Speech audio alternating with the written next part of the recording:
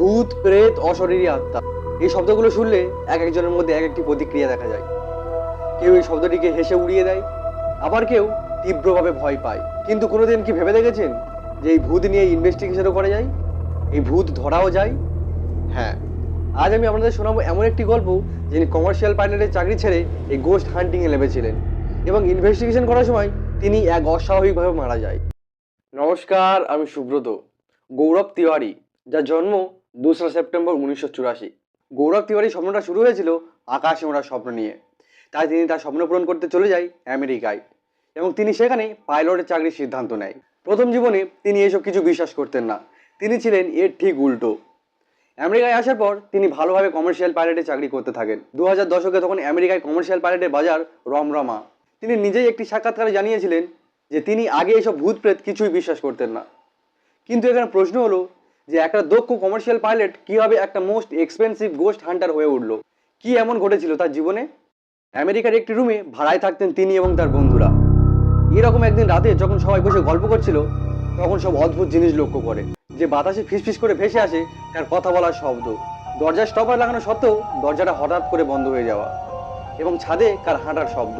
প্রথমে তারা ভেবেছিল হয়তো স্ট্রেচের ফলে এটা হচ্ছে, কিন্তু তার এক বন্ধু যখন হঠাৎ একটি কিশোরী মেয়ের ছায়া দেখতে পায়, তখন তারা বোঝে যে এটা কোনো সাধারণ ব্যাপার নয়। গৌরব তিওয়ারির সঙ্গে সঙ্গে ছুটে গিয়ে একটি ক্যামেরা নিয়ে আসে সেটাকে ক্যাপচার করার জন্য, কিন্তু সেই মুহূর্তে কিছুই ধরা যায় না। এরপর থেকে তিনি সিদ্ধান্ত নেয় যে আর পাইলটের চাকরি নয়, এটাই হবে তার জীবনের সব থেকে বড় লক্ষ্য। তাই তিনি আমেরিকার একটি প্যারানর্মাল ফোর্সে ভর্তি হয় এবং সেখান থেকে ভারতে ফিরে শুরু করে তার গবেষণা। এবং এইখান থেকে শুরু হয় এক অন্য গৌরব তিওয়ারির গল্প। তিনি তার প্রথম কাজ শুরু করেন আমেরিকার একটি মর্গ, যেখানে মৃত্যুর পর লাশগুলিকে সংরক্ষণ করে রাখা হয়। যেখানে এতগুলি দেহ রয়েছে সেখানে কিন্তু আত্মা থাকাটা অস্বাভাবিক ব্যাপার নয়। তাই তিনি এবং তার আমেরিকার টিম সিদ্ধান্ত নেয় যে এই মর্গে তারা রাত কাটাবে এবং এখানেই সারা রাত ইনভেস্টিগেশন করবে। ইনভেস্টিগেশন শুরু হওয়ার পর গৌরব তিওয়ারি এবং তার এক বন্ধু চলে যায় স্টোরেজ এরিয়ায়। এই স্টোরেজ এরিয়ায় লাশগুলোকে একটা নির্দিষ্ট তাপমাত্রায় সংরক্ষণ করে রাখা হয়। গৌরব তিওয়ারি ইনভেস্টিগেশনে এতটাই মগ্ন হয়ে গিয়েছিল যে তিনি মৃতদেহের একটি খালি ট্রেতে ক্যামেরা এবং সাউন্ড রেকর্ডার নিয়ে শুয়ে পড়ে এবং বন্ধুকে বলে সেই ট্রেটি বন্ধ করে দিতে। ভাবুন তো, যেখানে কিছুক্ষণ আগে হয়তো একটি লাশ রাখা ছিল, সেখানে গৌরব তিওয়ারি কিছু না ভেবে শুয়ে পড়ে। তিনি ট্রেতে শুয়েছিলেন যাতে কোনো আত্মা তার সাথে সরাসরি যোগাযোগ করতে পারে। অনেকক্ষণ খোঁজাখুঁজি করার পর যখন তারা সেখানে কিছুই পেল না, তখন তারা চলে আসার সিদ্ধান্ত নেয়। কিন্তু ঠিক তখনই তার এক বন্ধু বলে যে তাকে যেন কেউ পিছন থেকে টানছে।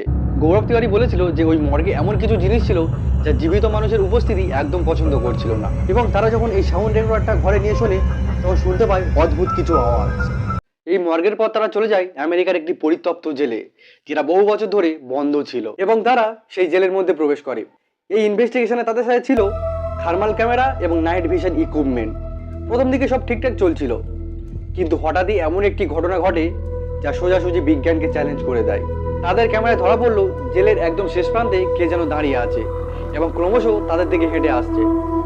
থার্মাল ক্যামেরায় সাধারণত মানুষের দেহের তাপমাত্রা লাল এবং হলুদ দেখায়, কিন্তু এখানে দেখাচ্ছিল কুচকুচে কালো একটা ছবি। লোকটি এমনভাবে দাঁড়িয়ে আছে যেন সে অত্যন্ত সতর্কভাবে নিজের ডিউটি করছে। এইসব দেখে যখন তারা পুরনো রেকর্ড ঘাঁটলো, তখন বেরিয়ে এলো এক চাঞ্চল্যকর ঘটনা। বহু বছর আগে এই জেলে কয়েদিদের মধ্যে একটি দাঙ্গা হয় এবং সেই দাঙ্গায় একটি অফিসার এবং নাইট গার্ডের ভয়ানক মৃত্যু হয়। গৌরব তিওয়ারি এইসব নিয়ে খুব চিন্তায় থাকে এবং তিনি পরে ভারতে ফিরে আসেন। এবং তিনি ভারতে ফিরেও ভারতের বহু জায়গায় ইনভেস্টিগেশন করে এবং তিনি একটি প্রেস কনফারেন্সে বলেছিলেন যে ভূত আছে, এটা আপনারা বিশ্বাস করবেন কি না করবেন সেটা আপনাদের ব্যাপার। সে তার প্যারানর্মাল কেসটা সঠিকভাবে চালিয়ে গেলেও ব্যক্তিগত জীবনে কিন্তু কালো ছায়া পড়ছিল। তার জীবনে তার বাবা এবং স্ত্রী বারবার মানা করেছিল যে আগুন নিয়ে খেলা করো না, ভূত প্রেত যে কোনো সময় তোমার প্রাণ নিয়ে নিতে পারে, কিন্তু তিনি এইসব বিষয়ে কোনো কান দিতেন না। কিন্তু হঠাৎই 7 জুলাই 2016 সালে মাত্র 31 বছর বয়সে মারা যান গৌরব তিওয়ারি। গৌরব তিওয়ারি কিন্তু খুব স্বাভাবিকভাবে মরেননি, তার মৃত্যুটা ছিল খুব অস্বাভাবিক। সেদিন গৌরব তিওয়ারি একটি কেস শেষ করে বাড়িতে ফেরেন এবং তার ল্যাপটপে কিছু ইমেল চেক করে তিনি স্নানের জন্য যান বাথরুমে। তার স্ত্রী জানতেন যে তিনি 5-10 মিনিটের বেশি বাথরুমে নেন না, কিন্তু সেদিন পেরিয়ে যাচ্ছিল প্রায় 40 থেকে 50 মিনিট, তবুও তিনি বার হচ্ছিলেন না। তারপর তার পরিবার দরজায় জোরে জোরে ঘা দিতে থাকে, কিন্তু ভিতর থেকে কোনো আওয়াজ আসে না।